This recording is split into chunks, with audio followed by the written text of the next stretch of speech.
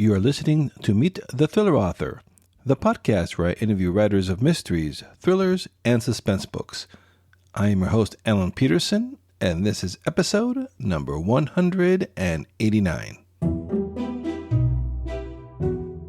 In this episode of the podcast, we'll be meeting Catherine Coulter, who is a widely popular author of 89 novels, almost all of them New York Times bestsellers. She began her incredible career writing historical romances before turning to suspense thrillers. The Cove, the first book in her best-selling FBI suspense thriller series, spent 9 weeks on the New York Times list and has to date sold 4 million copies. Her latest book, Reckoning, was published on August 2nd, and it's the 26th novel in that incredible series. It was such a thrill talking to a legend of the genre like Catherine Coulter. Before we get to the interview, though, I just want to let you know that if you want to get notifications when I release a new episode, or if you want to get one of my novels for free, go to thrillingreads.com/now and sign up for my email list. It's pretty easy. And I also want to thank you all. My latest thriller, Gringo Gulch, just cracked the top 50 in Amazon's hot new releases category.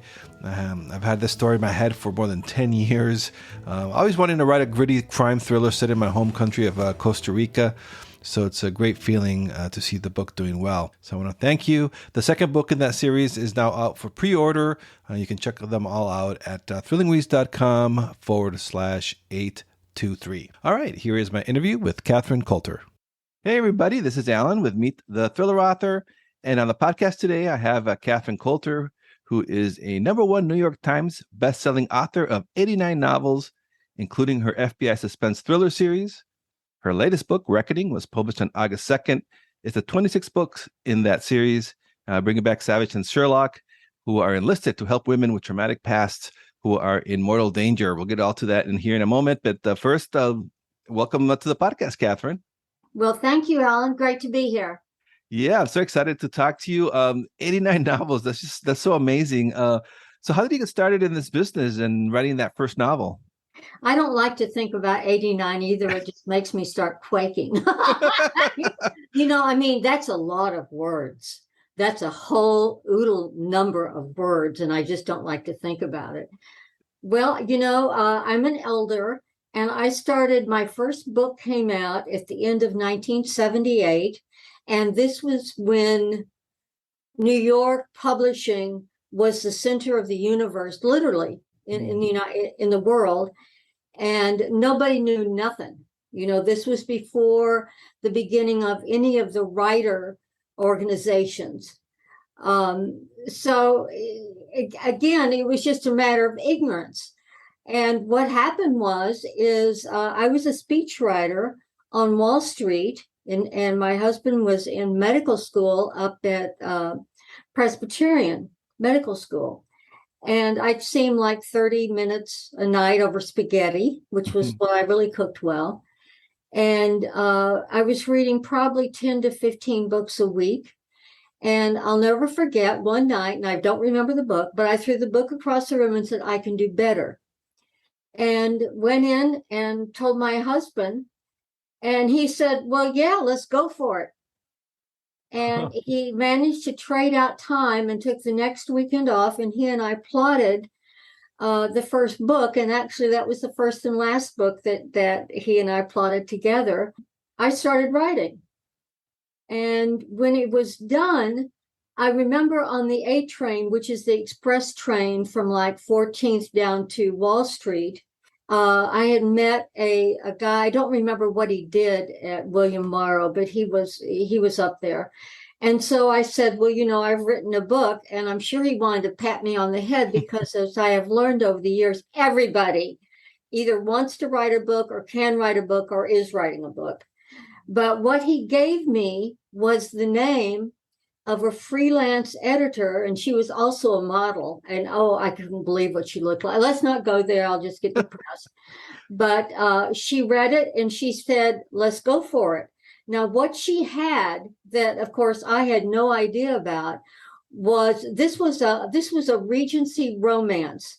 Let me just back up a second. And at that time, I just had the sense that if you're going to do something brand new, like write a frickin' book, you want to know some stuff going in.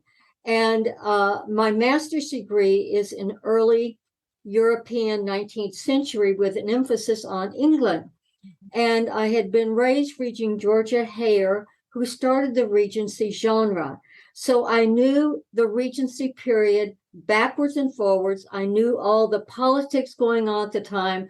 So I had, in essence, eliminated two big, huge unknowns. And so what she had was a list of the editors and the imprints that did the Regencies. And of course, I knew some of the imprints because I wasn't stupid. But what she had was the name Hilary Ross, who was the signet imprint at the time in New American Library, which was the class act in the Regency romance at the time.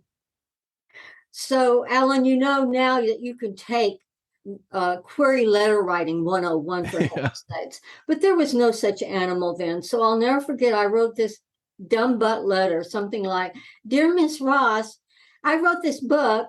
I like it. I hope you do too. I mean, it was really, anyway. And as she called me at my office 3 days later, took me out to lunch and offered me a 3-book contract.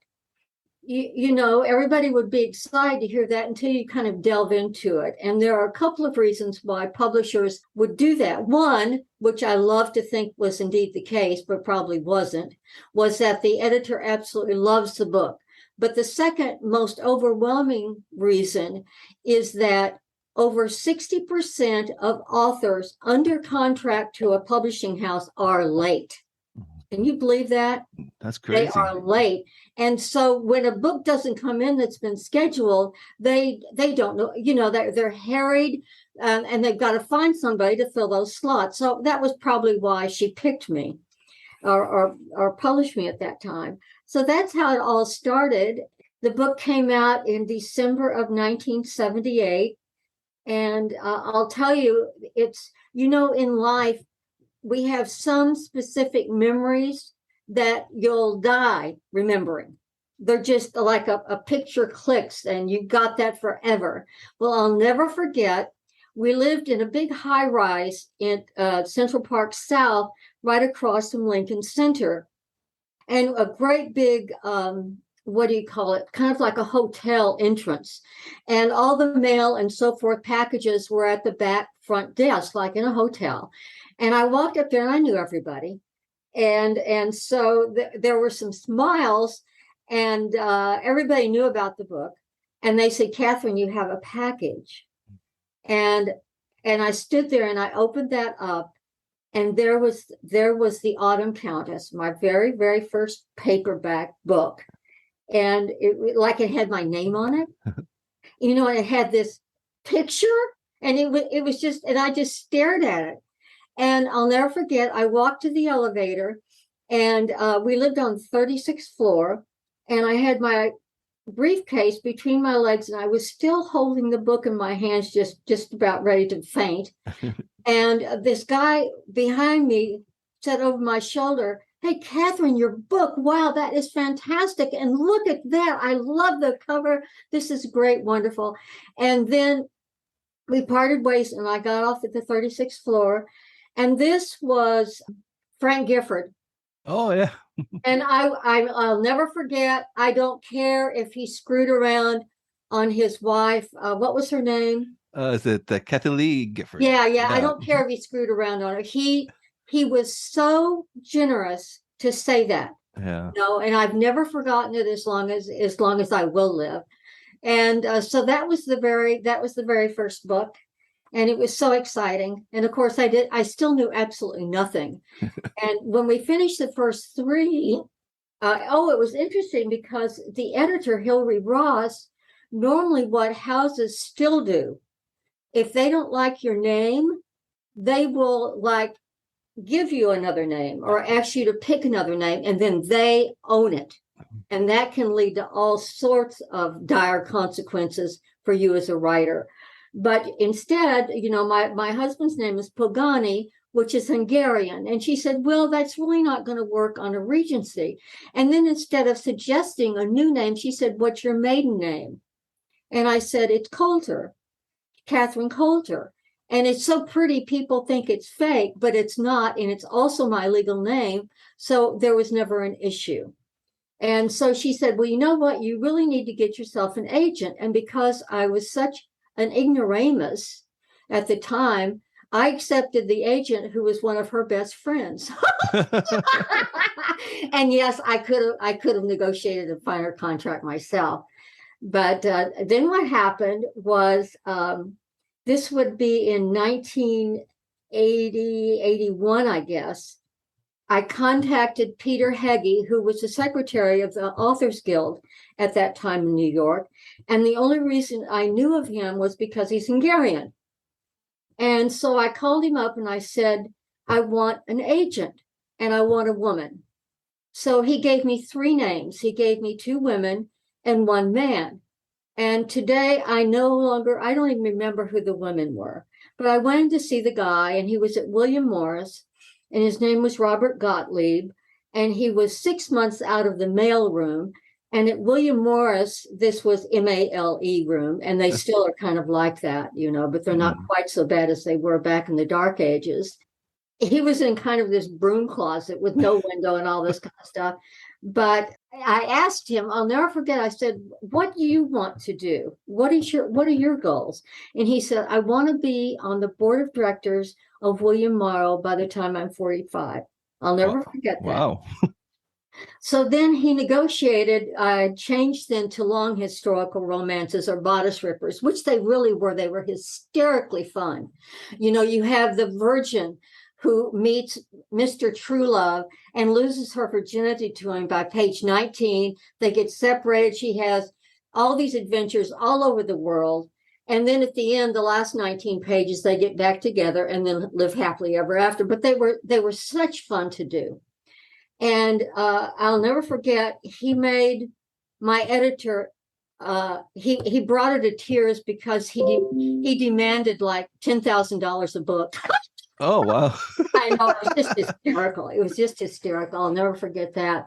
But this is a cute factoid, is that in 1987, he called me up and he was nearly hyperventilating. And he was 37.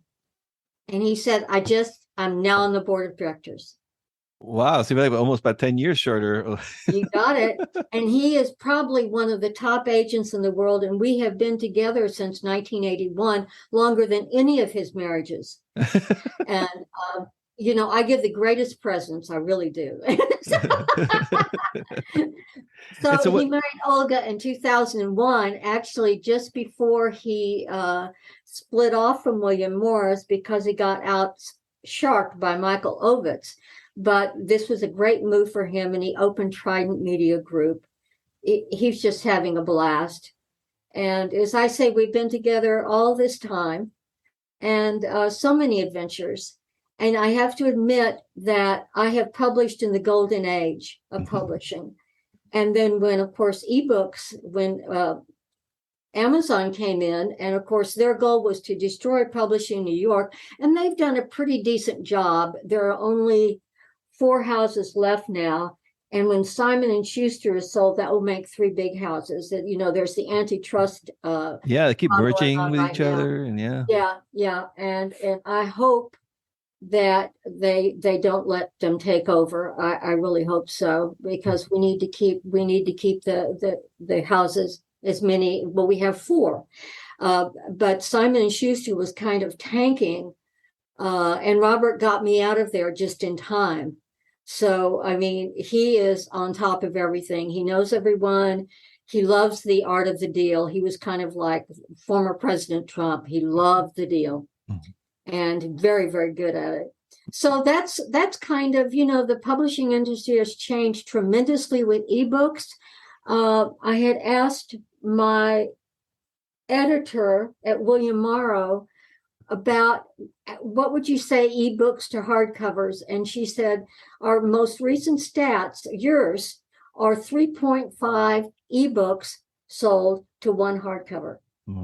So you can really see the how ebooks are taking over, and you have to admit it's so easy. You Yeah, I love my Kindle. It's just so easy to have like hundreds of books in there. Yeah, and I can remember traveling to Europe, packing 3 or 4 or 5 books. And Yeah. now, whoa, baby, not a problem. So it's a very interesting time and a very exciting time for new authors because there are so many possibilities that weren't available back in the golden age. And if you were lucky enough to get accepted by one of the big seven, you were set. But if you weren't, you were screwed. Yeah. You were screwed. But now the world's your oyster. You can do whatever you want. It's fantastic. And when did you decide to like transition to like thrillers and mysteries? Were you a fan of that as a reader as well? But before you started to write your own thrillers?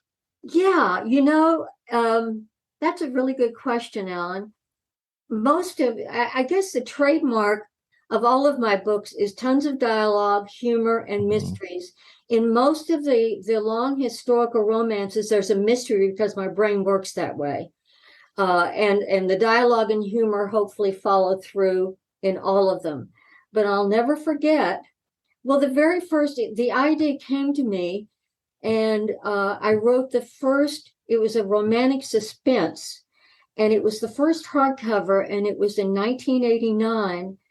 And the difference between, you say romantic suspense because if you can't call it a romance unless at the center is the relationship, okay, and then you Mhm. can have anything else around it really impacting on it, but if the center is the relationship. In a thriller, it's the conundrum or the mystery or finding out what the hell is going on is at the center. And then you can have life, romance, woo woo, whatever you want around it.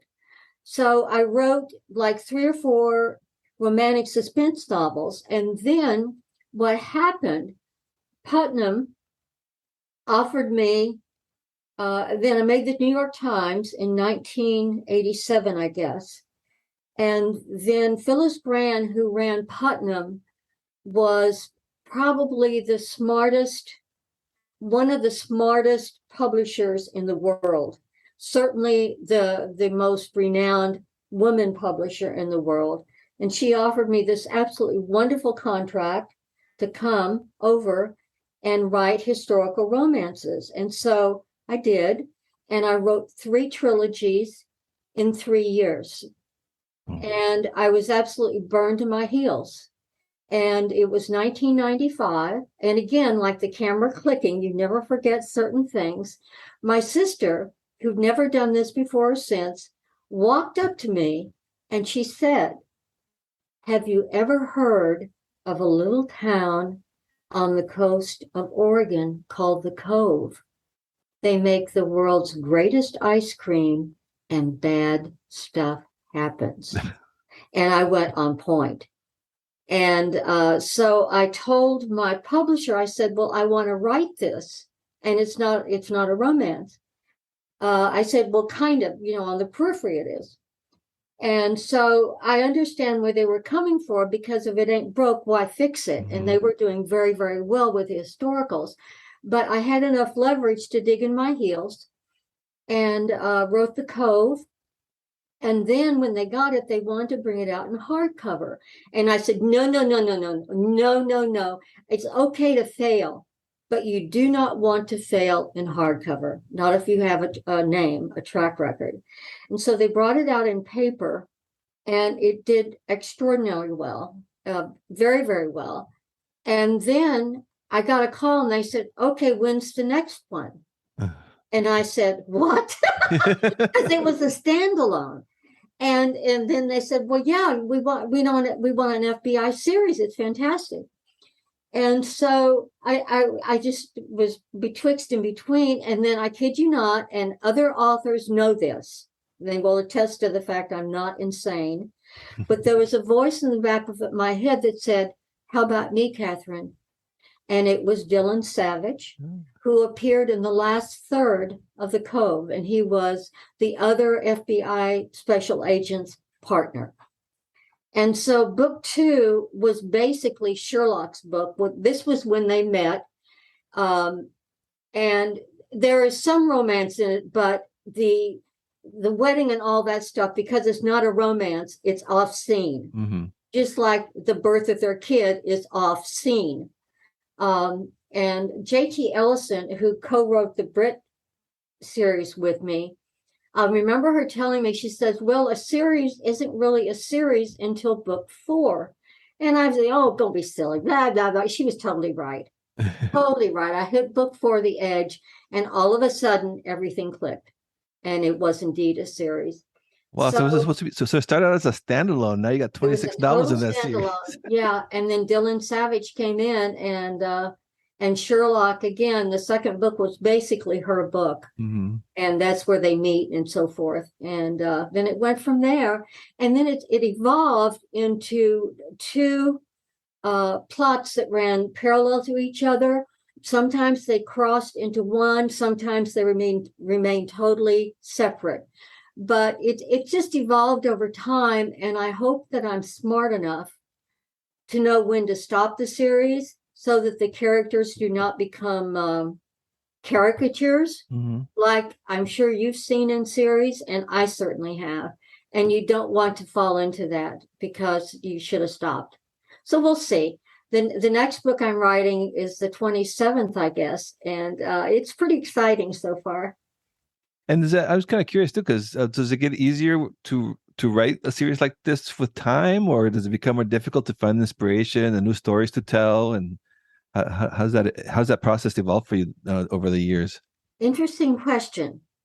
Actually, I used to just be overflowing with plot ideas. And so I, at one point I was writing, 2, 3 books, 4, sometimes even 4 books a year. And then it slows down as you get older. And what I was doing was writing 1 FBI thriller a year and 1 historical romance. And there are such disparate genres that it sort of kept your brain unconstipated. So you'd be really glad to write one and then ready to go back because it would be new again to an FBI series, or back and forth. And then I got to a point where I really couldn't do the 2 a year. So I started doing historical, otherworldly novella adventures with one of the main characters in one of the historical romance series, Grace and Sherbrooke. And so I've got 6 of those. I try to do 1 a year, so everybody gets their fix, and I get my fix too. So it's worked out in terms of, I don't know that inspiration is the word I would ever use. The fact of the matter is, you spark. It came down, I'd get a what if idea. For example, in The Target, which was the 3rd book in the FBI series, all I knew going into it was we have this guy. I didn't know who he was or why he was there, but he was in the Rockies in Colorado because he was stressed out about something, or he was escaping something. And one day he finds this little girl sexually and physically abused in the forest. What happens? And that's how that book started. And then it kind of develops and evolves from there. So is that inspiration? I don't know. It just comes. And if you're a pantser, there's a potser and a pantser. I never heard those words in my life till maybe 5 years ago, but I'm definitely a pantser. You write by the seat of your pants. Mm-hmm. And what it means is it takes a lot of extra time if you're that way, because you'll write and then you'll think of all different ways to make it better. So you'll have to go back and make all sorts of changes. I call it backward buildup. So things just evolve, and the characters do what they want to do. And if you try to make them go in a direction they have no intention of going, they will make you pay. So is that inspiration? I don't think so. I think the trick is always planting your butt in the chair at your computer every morning and writing.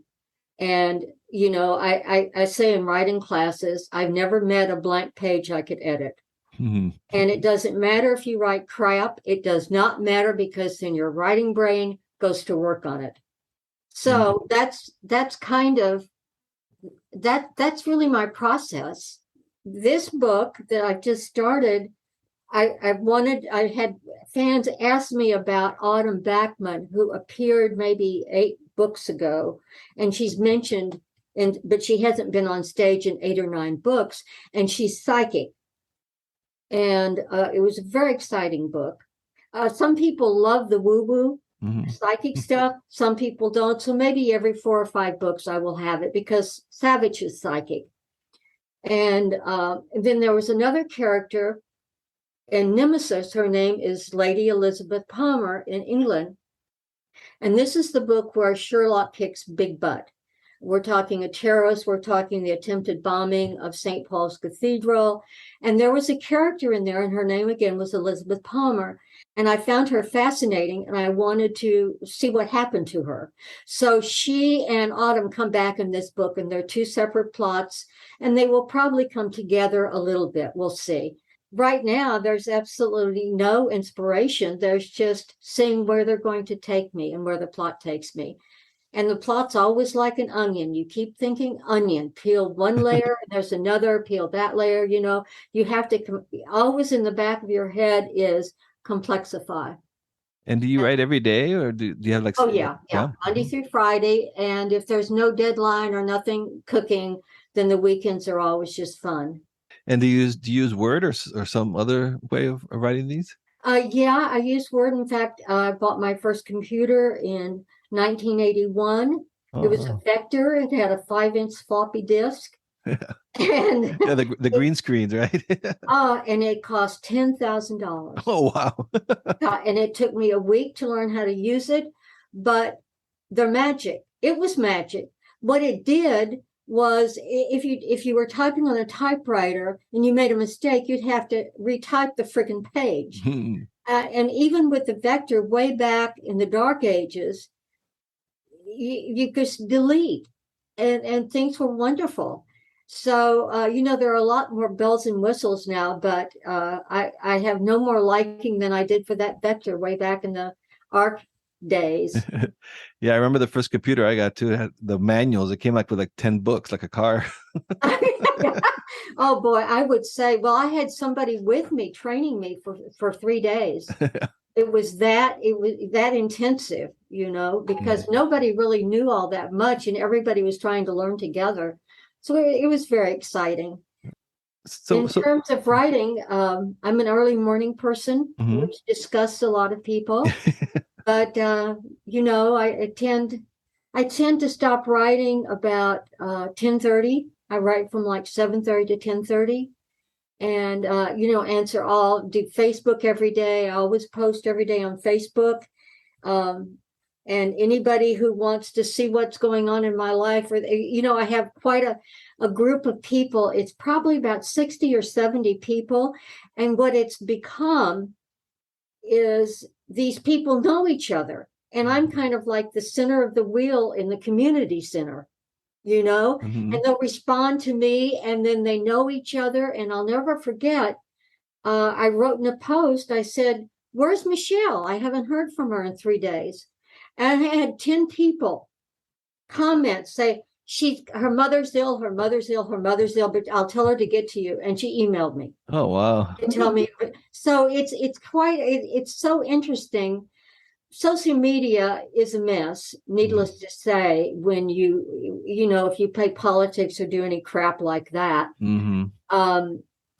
But and people are kind of off Facebook. In fact, I want to kill them right now personally. But that platform is been perfect for me over the years, since it's been well over 10 years.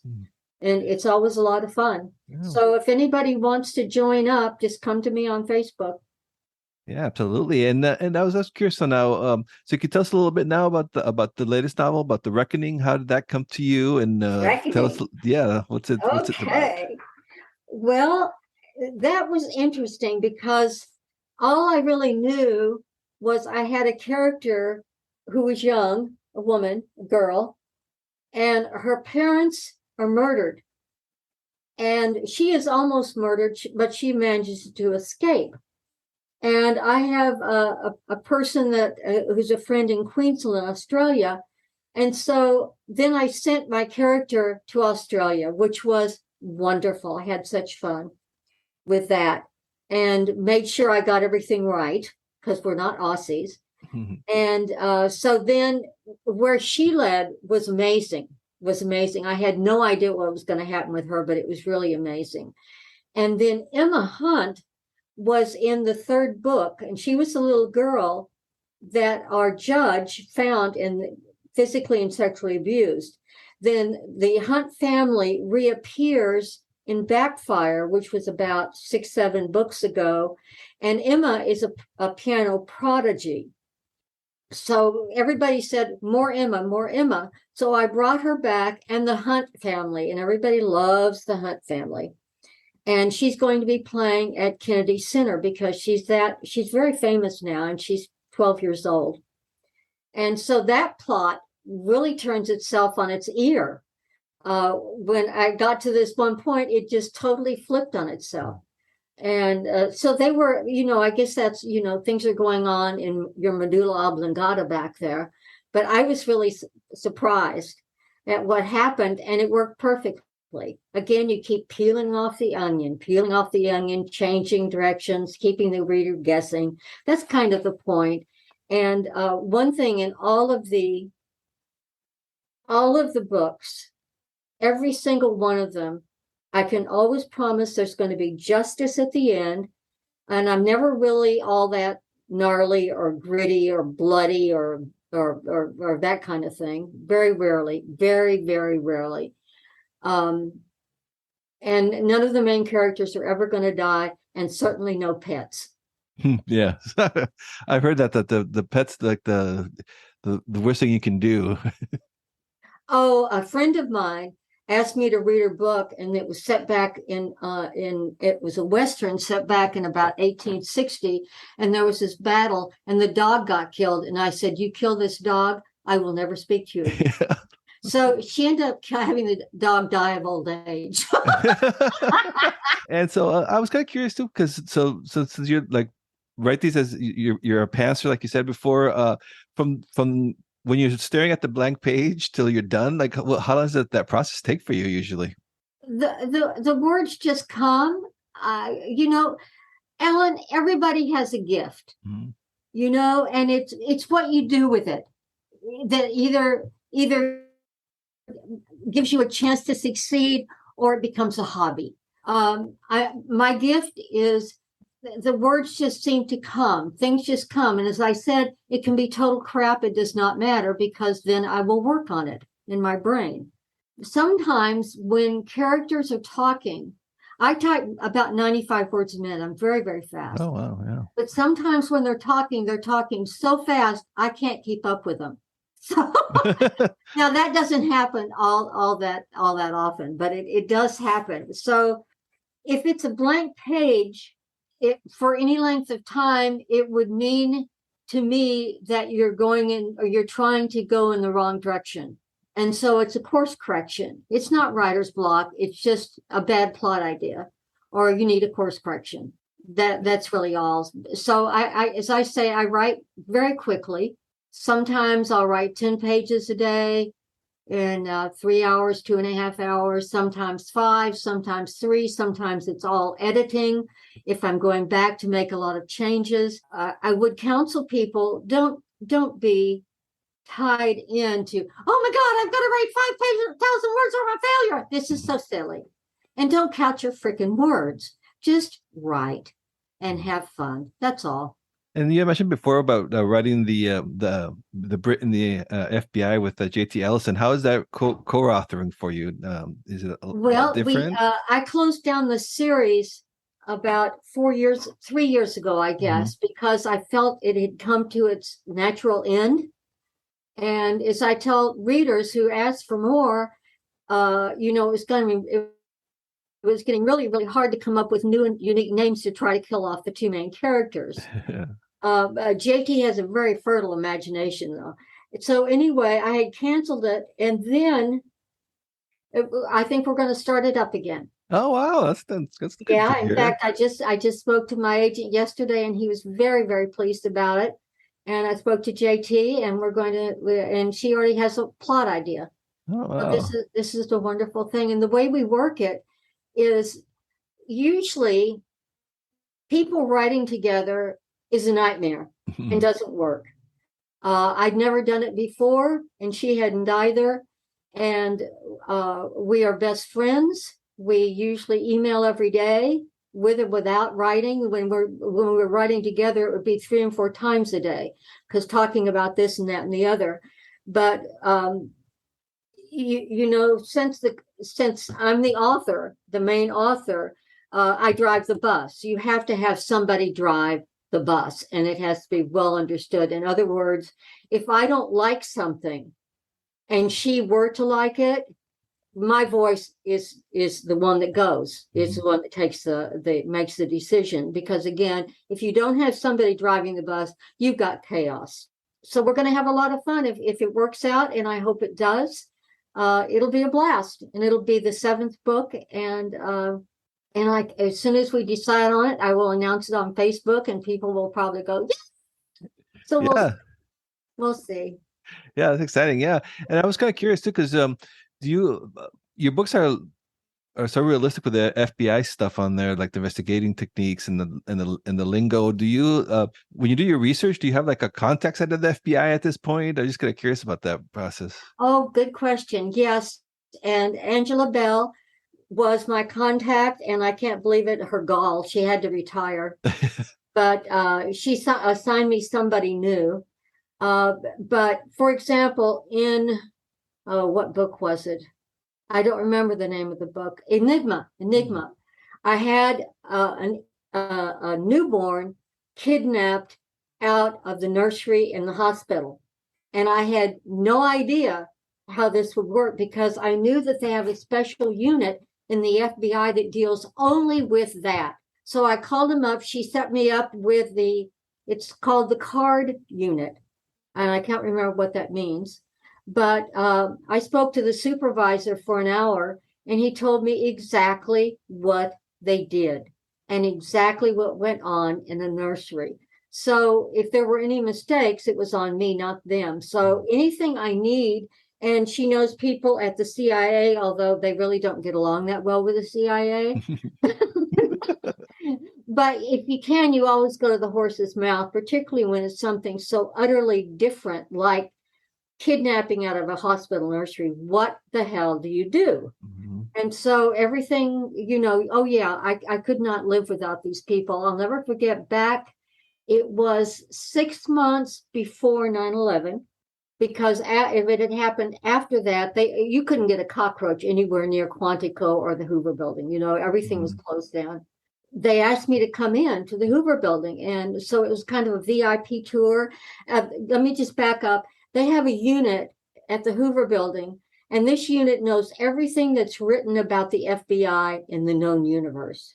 And they knew I was very pro FBI, and you know, they have people reading and so forth. And so they invited me back, and we had an assistant director, and I went with Karen, you know, my right and left hand. And we were toured. We got to meet everybody. We went on to Quantico. I met all the people in the behavioral services unit. I don't know how those people do it, but you know, the burnout rate there is like 3 years max, and then you just can't take it anymore. Do you know about the behavioral unit? Right. Yeah. They deal with the worst of, the most heinous people. I did have a serial killer, and they were of immense assistance, because I met the supervisor there. And so I had a great deal of support from them when I needed it. Normally, I know enough to just go, but if there's something special, then I'm right on the phone to them or emailing and saying, help. You know, like if they find something, when, you know, people go into the Hoover Building to visit, and they have people there scanning everybody, their ID, your driver's license, making sure you're not a freaking terrorist. And so if something is found on there, what do they do? What is the procedure? And so I simply asked, what is the procedure? Because I had that happen. And so I got all the procedure down. And I told them, here's what I want to have happen. Can that happen? They said, no. Yeah. No, no, no, no. Here's what will happen. And so what they did was they worked with me together to figure out how to do it to get to where I needed to be. So they're very, I found them to be very, very helpful. If I hadn't been a bestseller, would they have been that helpful? I do not know. No. I do not know. So, And right now they've got big problems, and I just feel really bad for them, and it's the top, not the agents. The agents, I met so many agents at Quantico, and you'd have mother, daughter, father, son, father, all these combos, and they wanted to help people. And they were fine, fine people. And I just feel so sad at what's happening at the top. It's just so sad. I hope things get cleaned up. Yeah. So, Catherine, I want to ask you too, because we have aspiring writers that listen to this podcast, and you have such an amazing experience. And any advice for an aspiring thriller, mystery, suspense writer that's listening? Kind of a loaded question, huh? Well, no, it's a good question. I guess again, the most important thing, if you decide that you want to write thrillers, I would expect you, or I would say that it's imperative that you read all the top-selling thriller writers. If you don't like them, fine, drop them, read somebody, and find somebody you really, really like, okay? And write down what you really like. Do you like their pacing? Do you like their dialogue? Do you like the complexity of their plots?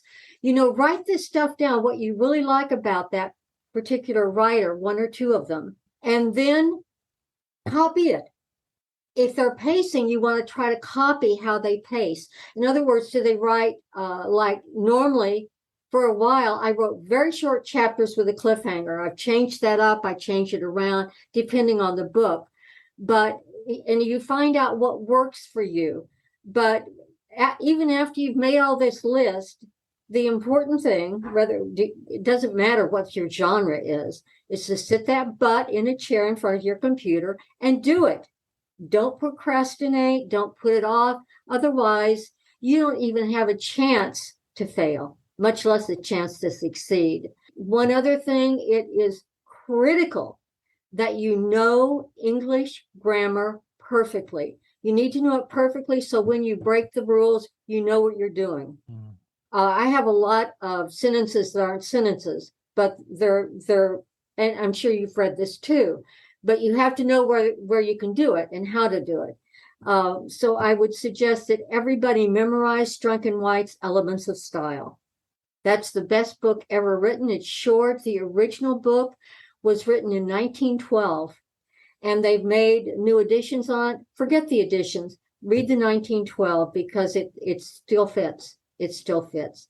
You avoid adverbs like the plague. You use said. You do not use adverbs or any of that crap or blah, blah, blah, blah. He shouted. No, the way the person says it indicates that he shouted. So you're just double dipping there. Anyway, there are all sorts of things that you can learn in Strunk & White.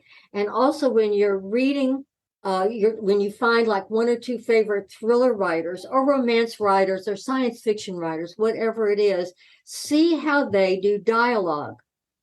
See how they do it and why you like it. And because if you like certain things, then you will probably do it yourself. And I ain't got nothing else on. That's it. You just sit down and you do it. Well, that's great advice. And so thank you so much, because if you don't sit down and do it, it'll never get done. I don't think so. It's not magic, right? Yeah, well, I could write a book if I had time. I want to smack those people. Just smack them. All right. Well, Catherine, thank you so much for being on the podcast, for talking to us. A Reckoning is out now. Highly recommend people go check that out. It was a lot of fun talking to you. Nice to talk to you, Alan. Thank you for listening to Meet the Thriller Author. I hope you enjoyed my conversation with one of your favorite writers of mysteries and thrillers. Or if this episode's guest is new to you, I hope you give their books a chance. Helping listeners discover new authors and books is one of the coolest outcomes of doing this podcast. As always, you can head over to thrillerauthors.com to sign up to my Thrilling Reads email list. That way you won't miss out on any great deals in thriller and mystery books. You can also check out all the links and resources in the show notes for this episode over at thrillerauthors.com. And also, please do subscribe to this podcast if you haven't done so already, and leave a rating and review wherever it is that you're listening to this show. If you have done that already, I thank you. I really do appreciate your support. For my other links to my author website, social media haunts, and more, check out thrillingreads.com/links. All my links will be on that page. So that's it for this episode. See you next time, and stay safe out there.